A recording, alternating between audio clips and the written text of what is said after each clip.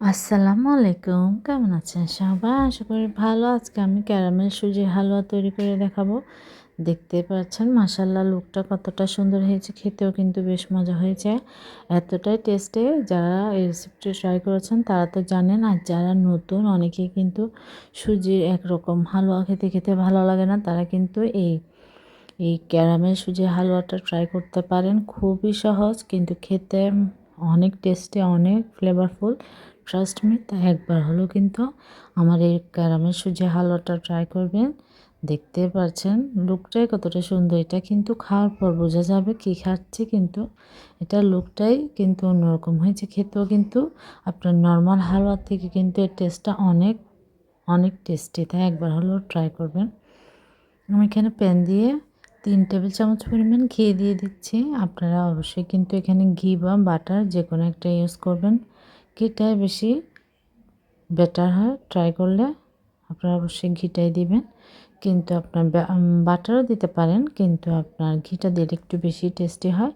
তারপর এখানে আমি এলাচ, দারচিনি, তেজপাতা দিয়ে দিলাম ফ্লেভারের জন্য। ঘিয়ের সাথে যেন মশলার ফ্লেভারটা মিশে যায়। 1 কাপ পরিমাণ সুজি দিয়েছি। এটা প্যাকেট সুজি।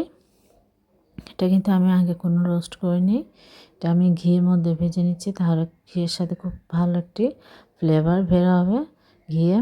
এটা যদি আপনি ঘিয়ের মধ্যে ভেজে নেন, আপনাদের কাছে যদি ঘিটা অ্যাভেলেবেল না থাকে তাহলে কিন্তু আপনারা বাটার দিয়ে করতে পারেন, আর ঘি আপনারা কম দিয়েও করতে পারেন, কিন্তু তেলটা আপনারা ইউজ করবেন না। আর আমি এখানে সামান্য লবণ ইউজ করেছি, কারণ আমার কাছে যে কোনো মিষ্টি রান্নায় লবণটা ইউজ করলে ফ্লেভারটা ব্যালেন্স হয়, খেতে ভালো লাগে, তাই দিলাম। অনেকে পছন্দ করেন না, তাই স্কিপ করতে পারেন, কিন্তু আপনারা দিয়ে দেখতে পারেন। আমার সুজিটা ভাজা হয়ে গিয়েছে, আমি এক পাশে রেখে দিয়েছি। এবার আমি ক্যারামেলটা তৈরি করে নেব। এখানে আমি 1 কাপ পরিমাণ চিনি নিয়েছি, তারপর 1 টেবিল চামচ পরিমাণ ঘি দিয়েছি, যেন আপনার ক্যারামেলটা খুবই স্মুথ হয়, যার জন্য ঘিটা দিচ্ছি। আপনারা এটা স্কিপও করতে পারেন, কোনো সমস্যা নেই। এটা প্রথমে আমি একদম লো হিটে রেখে কিন্তু চিনিটা গলিয়ে নেব। যখন হালকা গোল আসবে তখন চুলার আঁচটা সামান্য একটু আমি বাড়িয়ে দেবো, জাস্ট সামান্য একটু। আর এটা কিন্তু আপনারা নাড়াচাড়া করবেন, এটা আপনারা দিয়ে একদম বসিয়ে রাখবেন না, তাহলে কিন্তু এটা আবার পুড়েও যেতে পারে। একটু পরপর আপনারা নাড়াচাড়া করে দিলে চিনিটা খুব সুন্দরভাবে গলে যাবে। দেখতে পাচ্ছেন মশলা কতটা সুন্দরভাবে গলে গিয়েছে। এখানে কিন্তু আমি কোনো আর চিনি অ্যাড করিনি, 1 কাপ পরিমাণ চিনি দিয়েছি। তারপরে এখানে আমি 1 কাপ পরিমাণ মেজারমেন্ট কাপের 1 কাপ পরিমাণ পানি দিয়েছি।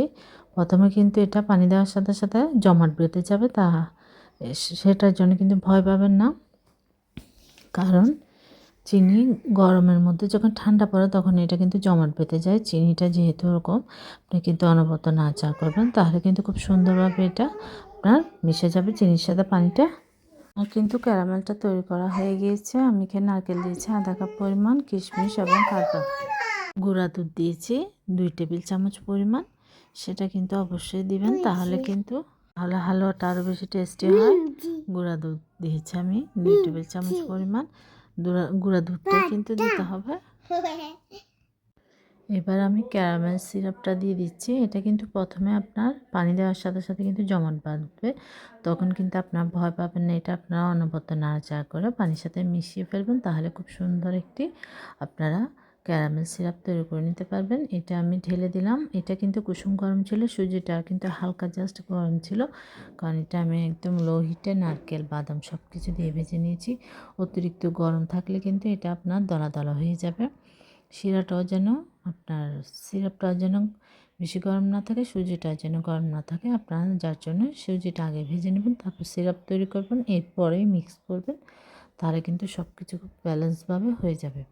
এবার আমি ঘি দিয়ে দিলাম আবার 1 থেকে 1.5 চা চামচ পরিমাণ এখানে দিয়ে, এবার আমি নাড়াচাড়া করে নিচ্ছি, কারণ এটা আপনার ঘিটা লাস্টে দিলে খুব সুন্দর একটা ফ্লেভার আসে ঘিয়ের, খেতে ভালো লাগে। আর এটা অনবরত নাড়াচাড়া করে নেবেন। দেখতে পাচ্ছেন এখন কিন্তু হয়ে এসেছে, হাঁড়ি থেকে কিন্তু উঠে আসছে। আপনার যদি প্যান থেকে উঠে আসে তাহলে বুঝবে আপনার হালুয়াটা পারফেক্টভাবে হয়ে গিয়েছে।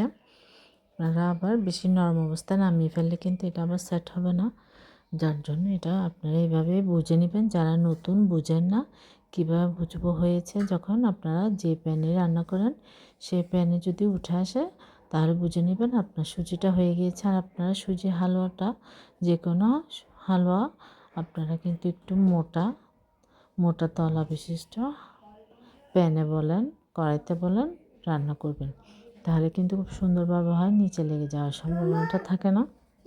হাঁড়িতে হলে আপনার খুব সুন্দরভাবে হয়, এটা লেগে যায় না।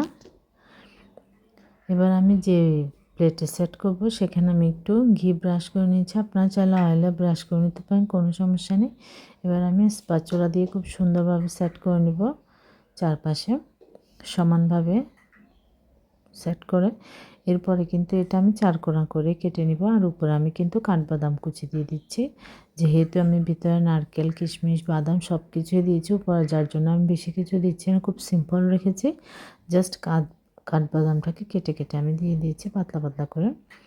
আপনারা চাইলে কিশমিশও দিতে পারেন, অন্য যে কোনো বাদামও ইউজ করতে পারেন।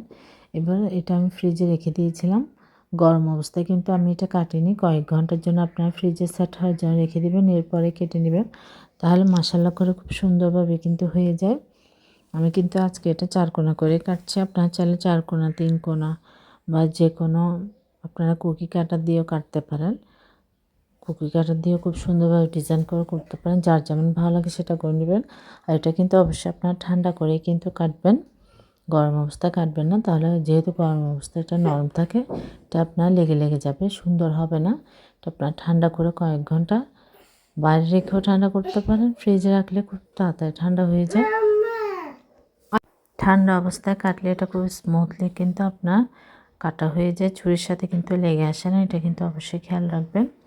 কয়েকটা ট্রিক্স ফলো করলে কিন্তু খুব সুন্দরভাবে যে কোনো রান্না কিন্তু করা যায়।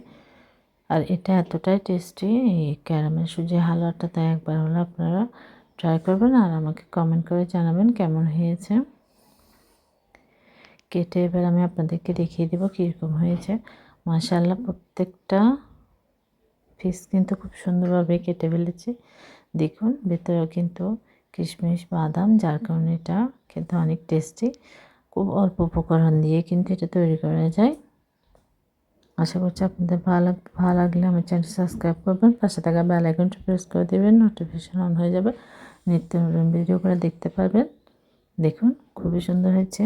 ভুল ত্রুটি সরি, আল্লাহ হাফেজ, আসসালামু আলাইকুম, সবাই ভালো থাকবেন।